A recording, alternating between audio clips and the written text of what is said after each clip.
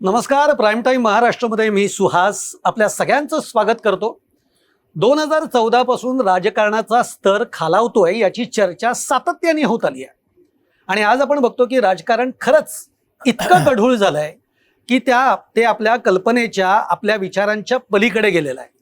कारण नेत्यांनी विचार सोडलाय. पण हे असं का घडतंय? उद्धव ठाकरेंच्या शिवसेनेला इतके धक्के का बसतायत? एकनाथ शिंदेंच्या शिवसेनेला किंवा त्यांची भूक अजून भागत का नाही आहे? पहिलं ऑपरेशन झालं, दुसरं झालं, आता तिसरं झालं, तरीही भूक भागत नाही आहे. असं का घडतंय? आणि मग असा प्रश्न आहे की उद्धव ठाकरेंच्या शिवसेनेचं आगामी काळामध्ये नेमकं काय होणार? हे असे सगळे प्रश्न तुमच्याही मनामध्ये आहेत, माझ्याही मनामध्ये आहेत आणि तेच विचारण्याचा प्रयत्न मी आज करणार आहे. आज त्यासाठी आपल्या स्टुडिओमध्ये, आपल्या ऑफिसमध्ये प्राईम टाईमच्या आज उद्धव बाळासाहेब ठाकरे शिवसेनेचे आमदार सिद्धार्थजी खरात आत्ता आपल्या बरोबर आहेत. सिद्धार्थजी खरात हे बुलढाणा मेहकर म्हणून जो तालुका आहे त्याचे ते आमदार आहेत आणि निष्ठावंतांची एक फळी असते, म्हणजे अजूनही ती टिकून आहे उद्धव ठाकरेंच्या शिवसेनेमध्ये. त्यातले उद्धव ठाकरेंचे निष्ठावंत म्हणून ते आत्तापर्यंत संबोधले गेलेत. पण मी म्हणलं ना की आजचं राजकारण असं झालंय की सकाळी आपण एक बोलतो, संध्याकाळी चित्र वेगळंच असतं. म्हणून पुन्हा एकदा मी तुमचं स्वागत करतो. पण स्वागत करताना तुम्ही उद्धव ठाकरेंच्या पक्षामध्ये आहात की एकनाथ शिंदेंच्या पक्षामध्ये पाऊल टाकलेलं आहे? मग तसे प्रश्न मला तुम्हाला विचारता येतील, म्हणून त्या दृष्टीनं विचारलं की कुठे आहात तुम्ही? प्रश्नच नाही. माझ्या जय महाराष्ट्र. प्रथमतः मला आपण बोलावलं त्याबद्दल मी आपले आभार मानतो. आपला जो प्रश्न आहे तोच खरं म्हणजे गैरवाजवी प्रश्न आहे. तो म्हणजे नाही, आताच्या कॉन्टेक्स्टमध्ये तो गैरवाजवी गैरवाजवी प्रश्न आहे आणि हा प्रश्न माझ्या संदर्भात येऊ शकत नाही. माझ्या निष्ठा या माननीय उद्धव बाळासाहेब ठाकरे साहेब आणि शिवसेना उद्धव बाळासाहेब ठाकरे यांच्या समवेतच आहे. त्या आताही आहेत, उद्या राहतील, कायम राहतील, परमनंटली राहतील. हे जे निष्ठा नावाचा जो सगळा शब्द आहे ना, तो इतका घासून गुळगुळीत झालाय की जी लोक जातात त्यांच्या आधीचे सगळ्यांचे बाईट काढून बघितलं तर ते सगळे असं म्हणत होते की आमच्या निष्ठा या मातोश्रीच्या दारात आहेत, मातोश्रीच्या चरणी आहेत, आमच्या निष्ठा या उद्धव ठाकरेंच्या बरोबर आहेत. पण तेच सगळे गेलेले आहेत. काय होतं की निवडणूक लढवताना आणि उमेदवारी मागताना सर्वजण पक्ष नेतृत्वाला विनंती करतात की आम्हाला तुम्ही जर संधी दिली तर आम्ही पक्षाचं काम करू, पक्ष वाढवू आणि आपले जे विचार आहेत ते जनमानसामध्ये पोहोचवू. प्रत्यक्षात जेव्हा पक्ष नेतृत्व एखाद्या उमेदवाराला उमेदवारी देतं आणि तो जेव्हा निवडून येतं त्यानंतर त्याचं महत्त्व वाढतं निश्चितपणानं. म्हणजे त्याचा जो पॉवर आहे तो पक्ष नेतृत्व आणि लोकांकडून त्याच्याकडे येतो आणि त्याचं एकत्रित ते व्यक्तिमत्व तयार होतं. परंतु बऱ्याच वेळा काय होतं की एकदा दोनदा जर आपण निवडून आलो तर काही लोकांना असं वाटतं की माझ्यामध्ये काही वेगळ्या काही क्वालिटीज आहेत, गुणवत्ता आहेत आणि त्यामुळं लोक मला निवडून देतात आणि मी थोडंसं वेगळा इतरांपेक्षा. आणि ही जी वेगळेपणाची जी भावना त्याच्यामध्ये निर्माण होते त्यातून महत्वाकांक्षा निर्माण होतात आणि या महत्वाकांक्षा अतिरिक्त महत्वाकांक्षाच हे पक्षांतर करण्यासाठी भाग पाडतं. काही प्रलोभन असतील, काही अघोरी इच्छा तयार होतात आणि त्यातूनही पक्षांतर होतात. त्याच्यात पक्ष नेतृत्वाचा काही दोष नाहीये, जनतेचाही दोष नाही. हा दोष तो जो पक्षांतर करतो त्या व्यक्तीचा आहे. त्याच्यावर येऊच आपण. पण तुम्ही आज थकलेले आहात खूप, म्हणजे चेहऱ्यावर नाही जाणवत आहे. एकूण प्रवासाचाही थकवा असेल, पण आज एक जबरदस्त धक्का बसला म्हणून हा सगळा ताण चेहऱ्यावर आहे का? नाही, अजिबात नाहीये. तो धक्का आम्हाला काही बसलेला नाहीये. सचिन अहिराबद्दल आपण बोलतात. सचिन अहिर यांचं जे राजकारण आहे ते व्यक्तिगत राजकारण या सगळ्याच्या पाठीमागं आहे. त्यांची जी काही आता जी टर्म आहे ती संपणार आहे आणि पुढच्या वेळेस कुठून आमदार व्हायचं हा बहुधा त्यांनी विचार केलेला आहे. कारण त्या ठिकाणी प्रत्यक्षात आदरणीय आदित्य ठाकरे साहेब तिथले वरळीचे आमदार आहेत. त्यापूर्वी तिथे त्यांना हरवलेले, पराभूत केलेले जे आमदार आहेत ते सुनील शिंदे पण तिथलेच आहे आणि यांना MLC दिली होती. MLCची मुदत संपल्यानंतर पुढचं राजकीय अस्तित्व काय असलं पाहिजे या भूमिकेतून त्यांनी त्यांचा निर्णय घेतलेला आहे. काही असं फरक पडत नाही असं वाटतंय तुम्हाला? असं खरं म्हणजे फरक पडतो नाही अशातला भाग नाही.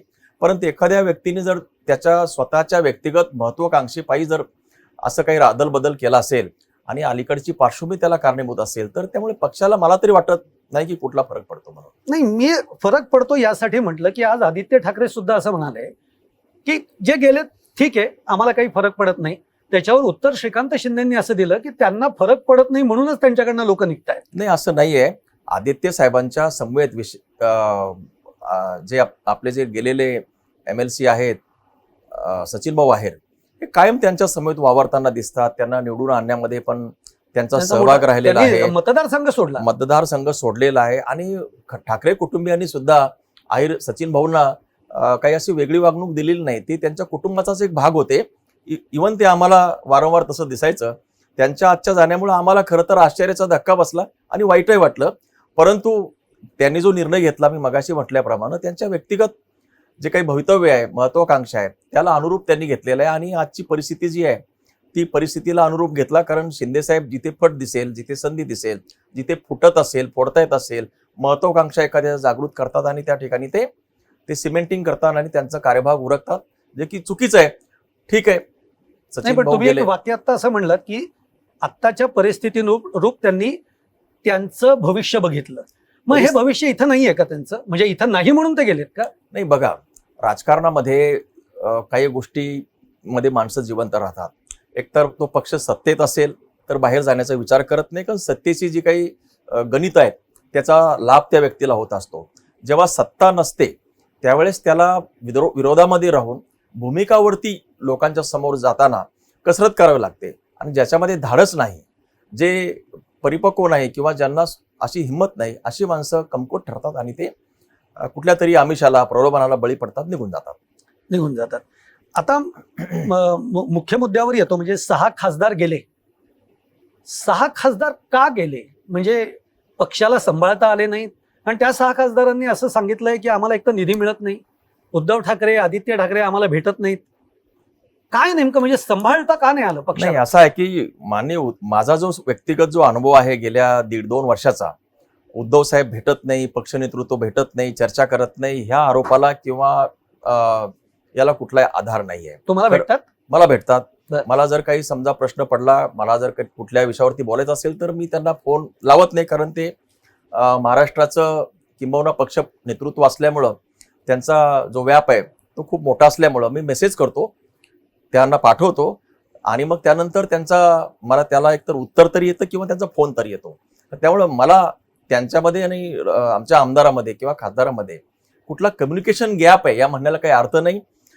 दरम्यानच्या काळामध्ये काही बैठकाही साहेब घेत असतात, ऑनलाईन बैठका होतात, त्यानंतर पक्षाच्या बैठका होतात, विधानमंडळाचे किंवा इथे महाराष्ट्रात विधानमंडळाचे अधिवेशन होतात वारंवार, त्याही वेळेस साहेब आम्हाला भेटायचे. त्याचबरोबर आता केंद्रामधले जे काही संसद आहे तिथले सुद्धा अधिवेशन होतात, त्या ठिकाणी सुद्धा त्या भेटी होतात. भेटी होत नाही या आरोपात काही अर्थ नाहीये. खरं म्हणजे जाण्यासाठी जे बहाणे लागतात हा बहाणेबाजीचा प्रकार आहे. भेटी होत नाहीत म्हणजे असं आहे ना की त्यांचं असं म्हणणं आहे की आम्ही एकटे पडल्यासारखे झालोय ना. आमच्या प्रचाराला आता जिल्हा परिषदेच्या निवडणुका झाल्या, जिल्हा पंचायतीच्या निवडणुका झाल्या, अजून झेडपीच्या निवडणुका झाल्या. याच्यामध्ये उद्धव ठाकरे नाही आले. बरं, ते नाही आले तर आले, आदित्य ठाकरेंनी तरी यावं, तेही फिरकले नाहीत आमच्याकडे. नाही, या संदर्भात आमची चर्चा झालेली आहे. साहेबांचं या विषयावरती असं मत आहे, स्पष्ट मत आहे की खासदार म्हणजे मेंबर ऑफ पार्लमेंट आणि आमदार म्हणजे विधानसभा सदस्य, या ज्या आहेत या प्रमुख निवडणुका आहेत. आणि या प्रत्येक निवडणुकामध्ये स्वतः उद्धव साहेब यांनी दौरे आखलेले आहेत आणि प्रत्येक मतदारसंघामध्ये ते गेले आहेत. इव्हन माझ्या मतदारसंघातल्या निवडणुकीमध्ये सुद्धा उद्धव साहेब आलेले आहेत आणि त्यांच्या ज्या निवडणूक प्रचाराचा मला फायदा देखील झालेला आहे. त्यांच्या प्रचारामुळेच मी निवडून आलेलो आहे. त्यामुळे मी असं म्हणू शकत नाही की ते येत नाही, कारण आम्हाला त्यावेळेस आले होते. आता दुसरा विषय जो आहे की खासदार आणि आमदाराच्या संदर्भात उद्धव साहेब अतिशय गांभीर्य नसतात.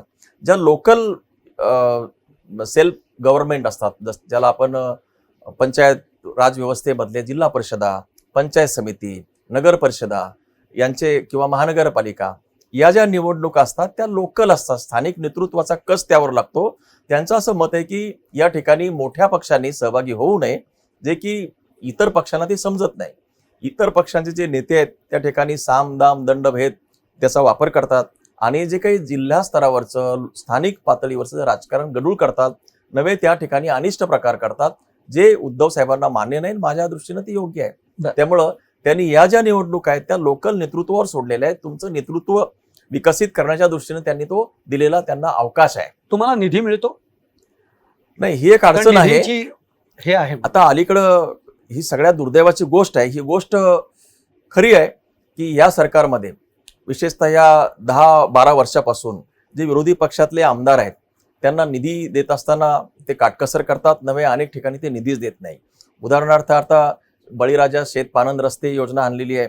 प्रत्येक सत्ताधारी पक्षाला त्यांनी 7.5 कोटी दिलेले आहेत आणि आमच्या विरोधी पक्षातल्या आमदारांना त्यांनी फक्त 2.5 कोटी दिलेले आहेत. खरं म्हणजे हा मुळातच निधी तोकडा आहे, पुरेसा नाहीये. अनेक ठिकाणी तर सार्वजनिक बांधकाम विभाग असेल किंवा ग्रामविकास विभागाचा निधी असतो, आदिवासी विकास विभागाचा निधी असतो, त्यानंतर सामाजिक न्याय विभागाचा निधी असतो किंवा अन्य कुठल्याही डेव्हलपमेंटल कामाचा जो निधी असतो त्याचं समन्यायी तत्वानं वाटप होत नाही. त्याच्यामध्ये निश्चितपणानं ते पक्षीय भेदभाव करतात आणि विरोधी पक्षीयांना विशेषतः आम्हाला ते निधी देत नाही. आणि आमची जी काही अडवणूक आहे त्याचं धोरण त्यांचं आहे ही मात्र वस्तुस्थिती आहे, जे की व्हायला नको आहे. पूर्वी असं नव्हतं. या 10-12 वर्षामध्ये ही परिस्थिती जास्त वाढलेली आहे. पण तरी या खासदारांच्या बाबतीमध्ये असं बोललं गेलं की यांना निधी तर मिळाला पण तो निधी खर्चच झालेला नाही. म्हणजे अगदी काही पर्सेंट 10-12% खर्च केलेला आहे, बाकीचा तसाच नाही. तो हायपोथेसिस आहे. कसं आहे की आमदारांना, खासदारांना, विशेषतः खासदारांच्या बाबतीत बोलायचं झालं तर त्यांना स्वतःचा 5 कोटीचा निधी असतो. बरोबर. आता खासदारांकडे जे काही गावांची संख्या असते ते 1000-2000 गावं असतात. बरोबर. आता प्रत्येक गावामध्ये 5 कोटीचा जो निधी आहे, 5 कोटी इंटू 5 जर वर्ष केले तर 25 कोटीचा निधी आहे. त्या या 1000-2000 मध्ये काय देणार? एका गावातली कोणत्याही एका खेड्यातले, एका गावातले प्रश्न असंख्य असतात. त्या ठिकाणी सार्वजनिक सभागृह असतात, मंदिरं असतात, म्हणजे संत गजानन महाराज मंदिर असतं, हनुमान महाराजांचं मंदिर असतं किंवा स्थानिक लोकल कुठल्या तरी मंदिर असतं, किंवा शिवाजी महाराज, बाबासाहेब आंबेडकर, पुण्यश्लोक अहिल्यादेवी होळकर, असे विविध महापुरुषांचे पुतळे, त्यांचे स्मारक, नाल्या असतात. असे एका गावामध्ये म्हणजे शेकडो कामं असतात. एका गावामध्ये जर विकास करायचा असेल तर त्याला किमान 2 ते 5 कोटीचा निधी एका गावाला लागतो. 5 कोटीचा निधी. बरोबर. अशा वेळी 5 कोटीचा निधी एका वर्षासाठी देत आहे. त्यामुळे तो निधी मुळात अपुरा असतो. दुसरं जो काही ते आपण म्हणालात की त्यांनी निधी खर्च केला नाही, ते जरी गेले असले तरी मी असं सांगतो की निधी खर्च करणे याचं हायपोथेसिस असं नसतं. त्यांनी पत्र दिलेलं असतात, प्रशासकीय मान्यता या प्रोसेसमध्ये तो असतो. परंतु मुळातच निधी अत्यल्प निधी असतो. लोकांच्या आकांक्षा जास्त असतात, मिळणारा निधी कमी असतो. त्यामुळं डिमांड आणि सप्लायचं ते व्यस्त प्रमाण होतं. लोकांना समजावताना नाकी न येतात. ही वस्तुस्थिती आहे, ती त्यांची असते ना आमची असतो. इव्हन सत्ताधाऱ्यांची तशीच परिस्थिती आहे. बरं, तुम्ही निधीच्या अभावी थोडेसे म्हणजे तुम्ही निधीवर नाराजी आहे तुमची, म्हणजे आमदार सगळ्यांचीच आहे? नाही, आमचं असं म्हणणं आहे की जो काही निधी शासन असतो, कसं आहे की आम्हाला सुद्धा लोकांनी निवडून दिलेला आहे. म्हणजे 3-3 लाख मतदार असलेल्या मतदारांनी आमच्याकडे निवडणुकीमध्ये कल दिलेला आहे, आम्हाला जनमत दिलेलं आहे. त्यामुळं आज जरी आम्ही सत्तेत नसलो तरी लोकांचे आम्ही प्रतिनिधी आहे. बरोबर. आणि ज्या लोकांनी आम्हाला निवडून दिलेलं असतं ते जीएसटीचा, म्हणजे ते चहा वापरतात, साखर घेतात किंवा किराणा माल घेतात किंवा कुठलंही साहित्य जे खरेदी करतात त्याच्यावरती जीएसटी असेल किंवा अन्य सगळ्या प्रकारचे टॅक्सेस ते देतात. पर्यायानं ते शासनाच्या उत्पन्नामध्ये त्यांची भर घालतात, विरोधी पक्षातले जे काही मतदार आहेत ते सुद्धा. परंतु सरकार काय करतं की विरोधी पक्षातल्या आमदारांना एक सापत्न भावाची वागणूक दिल्या असल्यामुळं त्यांना निधीची चणचण ही असते. त्यामुळे लोकांमध्ये एक प्रकारची जी मागणी असते ती करताना थोडीशी धांदल होते, गडबड होती. ही वस्तुस्थिती आहे ना.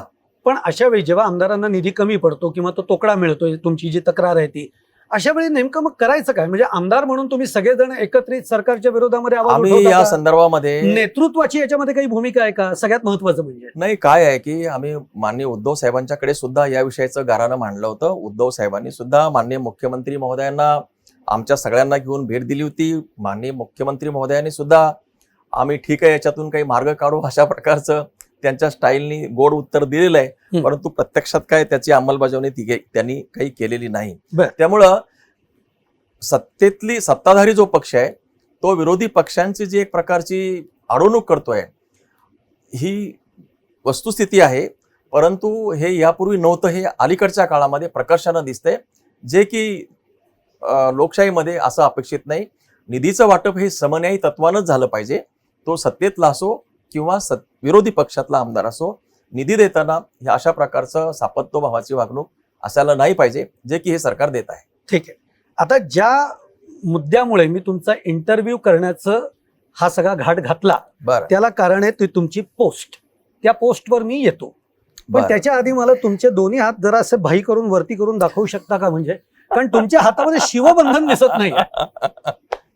शिवबंधन कुठे आहे? नाही, शिवबंधन बांधलेलंच आहे. शिवबंधन हे मनात आहे आता मनात ठेवलंय. अच्छा, तर ठीक आहे. मग आता या पोस्टवर येतो मी. ही पोस्ट तुमची अशी आहे की हमें याद रखना, हमें याद करना, कोई सितम आए चेहरे याद रखना.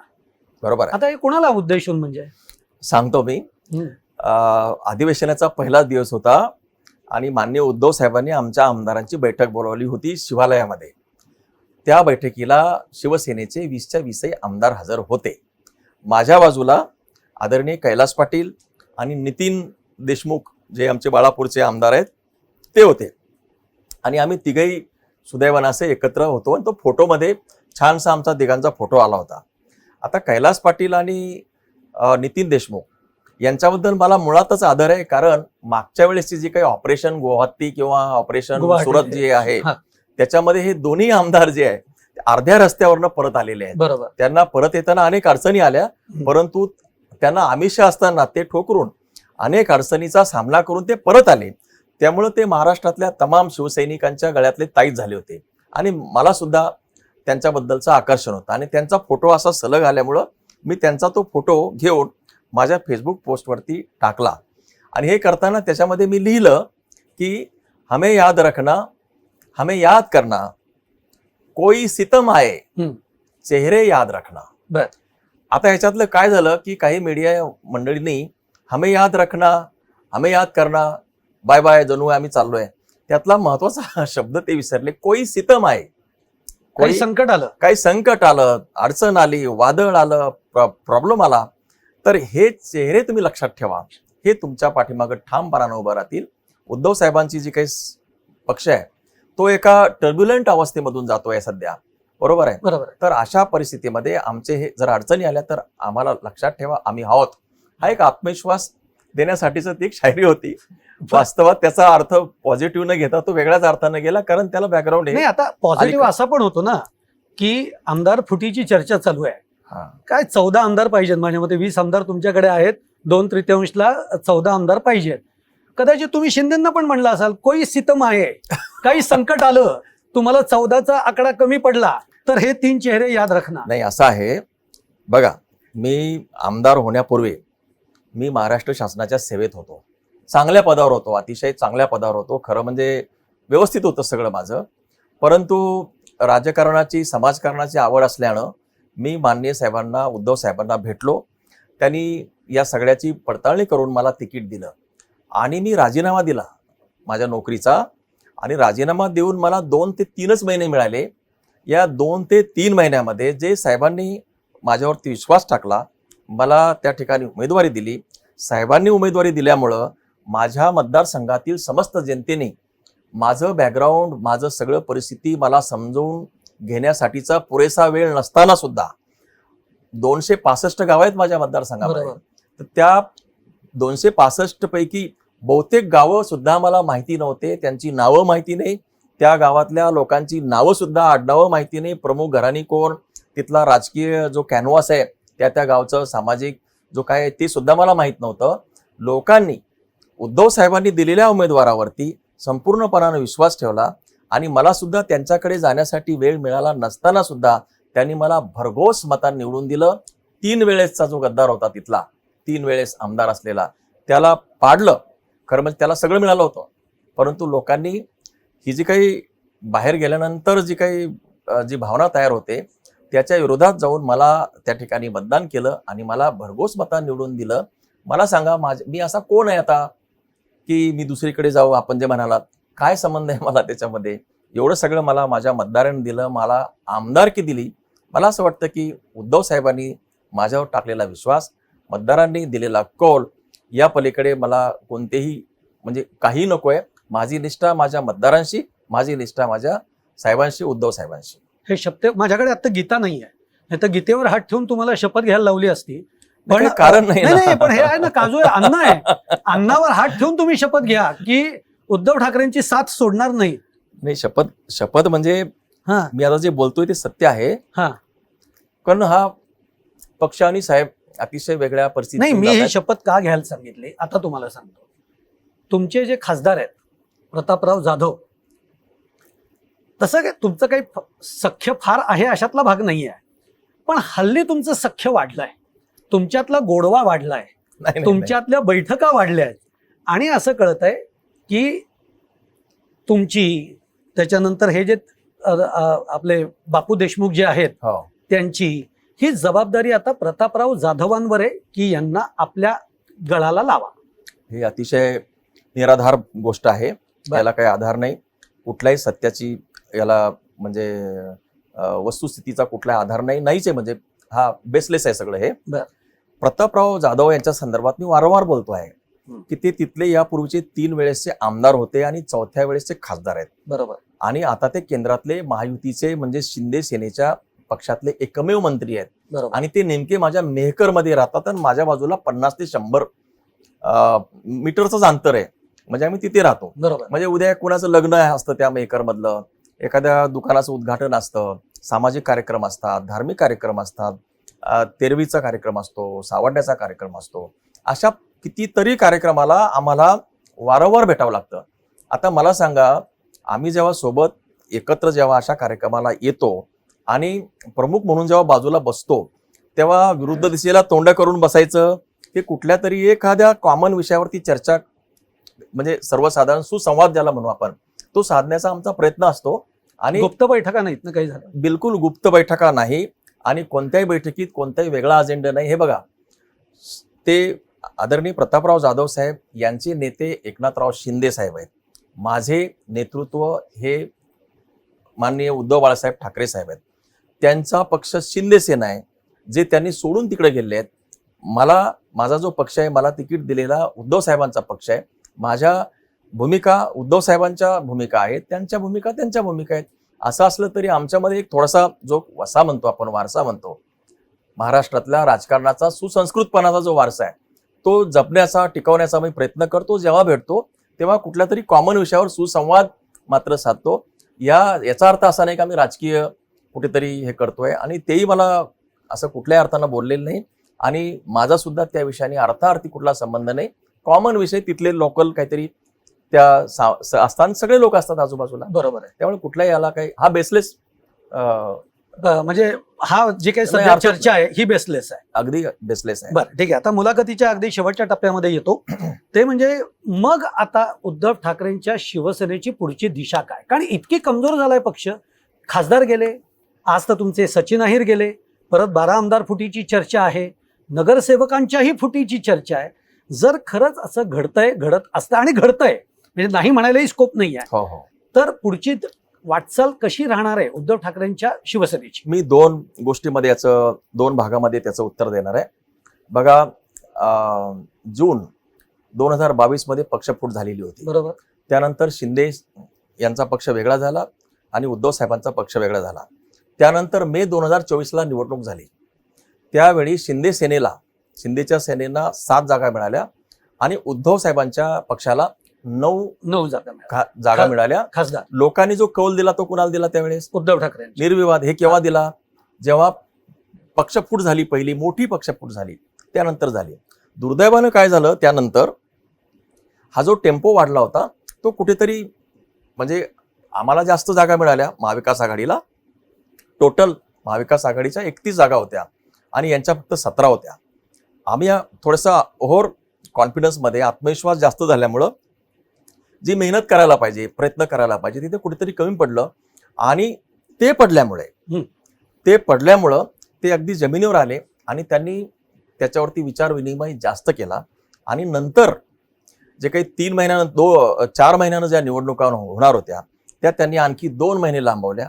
मग लाडकी बहीण असेल किंवा मग ही जी वारकरी विंग असेल किंवा अशा वेगळ्या ज्या काही गोष्टी ज्या करणं शक्य आहेत, पक्षांतर करून घेणं असेल, ज्या ज्या गोष्टी निवडणुकीसाठी करणं अपेक्षित आहे त्या सगळ्या निवडून येण्यासाठी त्यांनी त्याची सगळी तयारी केली. आणि 6 महिन्यामध्ये बघा तुम्ही, 6 महिन्याच्या आत शिवसेना आणि महाविकास आघाडीचं पारडं जड आहे, पण 6 महिन्याच्या नंतर त्यांनी केलेल्या प्रयत्नामुळे त्यांचं पारडं जड झालं आणि अतिशय वाईट परिस्थिती आपल्या पक्षाची आली आणि फार कमी जागा महाविकास आघाडीला मिळाल्या आणि त्यांना अतिशय कल्पनेपेक्षाही जास्त त्यांना बहुमत मिळालं. त्यामुळं त्या काळामध्ये जो काही फरक पडला कार्य करण्याच्या वृत्तीमध्ये म्हणा किंवा ज्या पद्धतीनं व्हायला पाहिजे तसं न झाल्यामुळे हा बदल झाला. त्यानंतर आता 20 आमदार आम्ही आहोत. 20 आमदार जरी असलो तरी आपल्याला मी सांगतो की विधानसभेच्या सगळ्यात शेवटच्या मिनिटापर्यंत जर कुठले आमदार बसत असतील तर शिवसेनेचे 20 आमदारची 20चे 20 असतात. म्हणजे शेवटचं भाषण हे शिवसेना पक्षाच्या आमदाराचंच असतं. भाजपचे, शिंदे सेनेचे, इतर पक्षाचे सगळे आमदार उठून गेलेले असतात. 12-1 किती वाजू द्या, आम्ही तिथं बसलेलो असतो. दुसरा प्रश्न, जे काही 6 खासदार निवडून गेले हे मी मगाशी म्हटल्याप्रमाणे यांनी त्यांना वेगवेगळ्या माध्यमातून गळाला लावलं आणि त्यांना घेऊन गेले. ज्यांच्या 50 कोटी दिले खरं, ज्यांच्या त्याच्यावर मी काही बोलू इच्छित नाही, पण ज्यांच्या निष्ठा ठिसूळ आहेत ते सगळे संपलेले आहेत. आता मी जो दुसरा भाग आहे त्याच्यावरती बोलणार आहे. एखादा पक्षाची वाढ किंवा ग्रोथ किंवा त्याची ओहोटी हे त्या पक्ष नेतृत्व, पक्षाचं संघटन, त्या पक्षामध्ये येणारं नवीन रक्त, नवीन विचार, नवीन ब्लड, युवा नेतृत्व, जो इनकमिंग त्याला काय म्हणतो फ्लो आहे, तो जर आला आणि त्याला जर व्यवस्थित आपण लोकाभिमुख भूमिका घेऊन, युवकाभिमुख म्हणा किंवा सब्जेक्ट विषय निहाय जर आपण प्रयत्न केला तर लोकांमध्ये जाऊन संघटना अधिक मजबूत करून, मेळावे घेऊन, प्रशिक्षण देऊन आणि वारंवार लोकांच्या समोर राहून जर पक्षाची बांधणी केली, जे जुने लोक आहेत त्यांच्यामध्ये आणखी म्हणजे अंतर्बाह्य बदल केला, जे जुने आहेत त्यांना मार्गदर्शनाच्या भूमिकेमध्ये ठेवलं आणि जे काही नवीन लोक जे होतकरू आहेत त्यांना जर संधी दिली तर मला असं वाटतं की पक्षाचा जो बेस आहे तो अद्यापही उद्धव साहेबांना मानणार आहे. शिवसेनेची एक मजबूत वोट बँक आहे, जे आता साहेबांचे दौरे होतात त्यामध्ये जे काही लोकांचा रिस्पॉन्स मिळतो त्याला हुरिकेन रिस्पॉन्स ज्याला म्हणून आपण, वादळी त्याला रिस्पॉन्स आहे. लोकांच्या भावना उद्धव साहेबांच्या बरोबर आहे. जे काही भारतामध्ये लोकशाहीच्या प्रक्रियेमध्ये जे चाललेलं आहे, केंद्रामध्ये जे चालू आहे, जे महाराष्ट्रामध्ये चाललंय ते जनतेला मान्य नाही. ते जनतेला अजिबात मान्य नाहीये. आणि आताच्या दौऱ्यांमधनं पण चित्र दिसायला लागलं, अगदी स्पष्ट आहे. कारण लोकांचा जो उत्साह आहे तिथं बसायला जागा मिळत नाही. कारण मी स्वतः यवतमाळ आणि वाशिमच्या दौऱ्यात होतो, परभणीमध्ये किंवा धाराशिवमध्ये, शिर्डीमध्ये जे काही तुम्ही पाहिलं हे लोकांचा उदंड प्रतिसाद आहे. आम्हाला फक्त आता 3 वर्ष अभेद्यपणानं उभं राहायचंय. आमच्या भूमिका घेऊन पुन्हा लोकांमध्ये जावं लागेल. मी मगाशी म्हटल्याप्रमाणे काही बदल जर पक्ष संघटनेमध्ये झाली, ज्याच्याबद्दल आमचा आग्रह सुरू आहे, पक्ष नव्यानं उभा राहील. आणि मला असं वाटतं की येणारा जो काळ आहे तो पक्षासाठी अतिशय चांगला आहे. कारण लोकांना हा बदल जो काही आता जे चालू लोकांना मान्य नाही, लोकांना जो बदल पाहिजे तो बदल आम्ही निश्चितपणानं घडवून आणू, अशा प्रकारचा आशावाद मला आहे. ठीक आहे. अगदी म्हणजे आता खरं तर खूप सारे प्रश्न आहेत, पण असं बोलत बसलो तर खूप वेळ जाईल. शेवटचे 2च प्रश्न विचारतो. तुम्ही आमदार आहात म्हणून, आमदार फुटीची जी चर्चा आहे की 12 आमदार तयार आहेत, 14 आमदार तयार, खरंच काय चित्र आहे? खरं सांगू का, मला असं वाटतं की आम्हाला तरी काही कोणी अद्याप काही संपर्क केलेला नाही. ही जी चर्चा आहे ना, बऱ्याच वेळा मीडिया ट्रायल असू शकते, कारण आम्हाला कोणी बोललेलंच नाहीये. आता मला जर कोणी बोललं असतं, मी म्हटलं असतं की हो कुणीतरी बोलतंय मला, पण कोणी बोललंच नाही ना. मी माझ्या मित्रांना विचारलं की तुम्हाला कोणाचा फोन आलेला आहे का, ते म्हणतात आमचा काही इश्यू नाहीये. मग ही चर्चा चालली कुठून, ही चर्चा नेमकी सोडतंय कोण? म्हणून मला असं वाटतं की ही चर्चा सुद्धा याला काही आधार नाहीये. आमच्यापैकी जे काही 20 लोक, आमचे जे 20 लोक आहे, आमचे जे 20 लोक आहे, आमच्यापैकी एकही आमदार कुठे जाईल, कुठे फुटेल यावर माझा विश्वास नाही. आम्ही सगळेजण 20च्या 20ही माननीय उद्धव साहेबांच्या समवेत एकनिष्ठ आहोत, त्यांच्या सोबतच एकनिष्ठ राहू असं मला वाटतंय. अशीच एक चर्चा सुरू झाली की काँग्रेसमध्ये विलिनीकरणाचा प्रश्न, असं खरंच आहे? म्हणजे अशी काही चर्चा तुमच्यापर्यंत आली? बिलकुल नाही, मला वाटत नाहीये. त्या चर्चेला काही आधार नाही. काँग्रेसची विचारधारा वेगळी आहे, शिवसेना पक्षाची विचारधारा ही वेगळी आहे. शिवसेनेला स्वर्गीय हिंदू हृदय सम्राट बाळासाहेब ठाकरे आणि प्रबोधनकार ठाकरे यांची स्वतंत्र अशी वैचारिक आयडिओलॉजी ज्याला म्हणू आपण ती लाभलेली आहे. त्यामुळे आणि काँग्रेस ही वेगळी विचारधारा असलेला आहे. ठीक आहे, आता एका समान काही मुद्द्यावरती ते एकत्र आहेत, एकत्र महाविकास महाविकास आघाडी म्हणून. ठीक आहे, माझे प्रश्न संपलेले आहेत. म्हणजे खरं तर बरेच आहेत, पण ते आता मी घेत नाही, कारण बरं. तुम्हालाही पुन्हा लांब जायचं आहे. पण मी ही आशा करतो की जेव्हा परत आपण भेटू तेव्हा तुम्ही उद्धव बाळासाहेब ठाकरे या शिवसेनेमध्येच असाल, आणि तेव्हा मी पुन्हा तसाच तुमचा इंटरव्ह्यू निश्चित करीन. मी खात्री देतो, आपण जेव्हा केव्हा भेटू हा. मी उद्धव बाळासाहेब ठाकरे यांच्या पक्षातच असेल आणि माझ्याकडे साहेबांनी काही वेगळी विशिष्ट जबाबदारी दिलेली असेल. वा, या चांगल्या गुड नोटवरच आपण थांबूयात. आणि ही खात्री दिलेली आहे. म्हणजे मी म्हणलं ना तुम्हाला की काही असे शिवसैनिक आहेत जे शिवसैनिक म्हणण्यापेक्षा शिवसेनेचे असे काही नेते आहेत की म्हणजे आता जसं सिद्धार्थ खरातजी म्हणतायत त्याप्रमाणे मी अजून एकांना फोन केला होता. एक जे फोटोमध्ये आहेत ना तिघं, त्याच्यापैकी मी एकाला फोन केला होता. त्यांनी मला या शब्दात सांगितलं की आमच्या मानेवर जरी सुरी ठेवली तरी आम्ही कुठल्याही पक्षात जाणार नाही, उद्धव ठाकरेंची साथ सोडणार नाही. खरंच असंच हवंय या महाराष्ट्राला, कारण तुम्ही निवडून येता एका पक्षातनं आणि नंतर जाता दुसऱ्या पक्षामध्ये. एक प्रकारे मतदारांची ही फसवणूक होत असते. या महाराष्ट्राला आता स्थिरपणा पाहिजे आणि तीच अपेक्षा महाराष्ट्रातली जनता करते. आपण इथंच थांबूयात. पाहत राहा प्राईम टाईम महाराष्ट्र. जय महाराष्ट्र.